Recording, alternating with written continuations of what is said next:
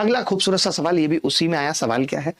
ए के वेतन में वर्ष 2014 के मुकाबले वर्ष 2015 में 8% की वृद्धि हुई, 2015 के मुकाबले 2016 में 6% की कमी हुई, और 2016 में उसका वेतन 234778 हो गया।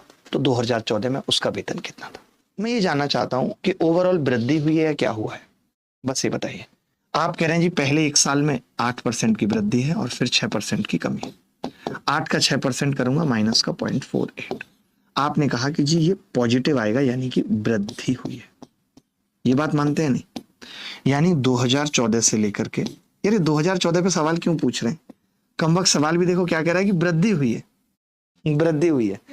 तो एक बात बताओ दुर्गा जी, अगर वृद्धि होने के बाद ये 2,34,000 रुपए है आईफोन की कीमत वृद्धि होने के बाद, तो आपने देखा कि 2,34,000 अगर उसकी कीमत है, इसका मतलब मैं ये कह सकता हूं कि 2014 में इससे कम थे। किससे? 2,34,778 से कम थे। ये बात तय है। तो ये तो हो ही नहीं सकता उत्तर, ये भी नहीं हो सकता और ये भी नहीं हो सकता, क्योंकि सब ज्यादा है, तो फिर एक ही उत्तर बच गया। आप सोचो, इस सवाल को सॉल्व करने में मैं लाख दिमाग लगाऊं और करना कुछ भी नहीं है। इस सवाल में जरूरत ही नहीं है कुछ करने की, सिर्फ एक ऑप्शन ऐसा है जो कम है, वृद्धि।